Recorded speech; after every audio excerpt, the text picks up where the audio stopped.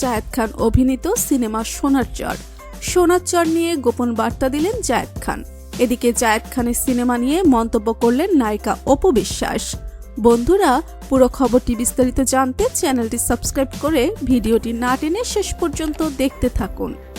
ঢাকাই সিনেমার নায়ক জায়েদ খান চলতি বছরের শুরুতে তার অভিনীত সোনার চর সিনেমাটি সেন্সর বোর্ডে জমা দেওয়া হয়েছিল। গতকাল চলচ্চিত্র সেন্সর বোর্ড থেকে বিনা কর্তনে এটি ছাড়পত্র পেয়েছে। জায়েদ খান তার এ সিনেমা সেন্সর ছাড়পত্র পাওয়ার বিষয়টি নিশ্চিত করেছেন। এ প্রসঙ্গে তিনি বলেন, আমার সোনার চর সিনেমাটি সেন্সর পাওয়ার খবর জানতে পেরে খুব ভালো লাগছে। আশা করছি খুব তাড়াতাড়ি প্রেক্ষাগৃহে সিনেমাটি দেখতে পাবেন দর্শকরা। গত ৮ জানুয়ারি সিনেমাটি সেন্সর বোর্ডে ছাড়পত্রের জন্য জমা পড়েছে। বিষয়টি গণমাধ্যমে নিশ্চিত করেছেন সিনেমার প্রযোজক জাহাঙ্গীর শিকদার নিজেই।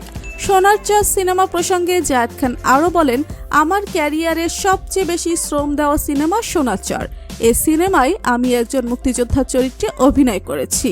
চরিত্রটির নাম মানিক। চরিত্রের প্রয়োজনে প্রায় 2 বছর চুল কাটেনি। লম্বা সময় ধরে চুল বড় করেছি, নিজেকে ভেঙেছি, গড়েছি। এখানে বদলে যাওয়া এক জায়েদ খানকে আবিষ্কার করবেন দর্শক। এদিকে জায়েদ খানের নতুন সিনেমা নিয়ে অপু বিশ্বাস বলেন, জায়েদ খান অনেক আগের শিল্পী। আশা করি তিনি দর্শকদের হতাশ করবে না।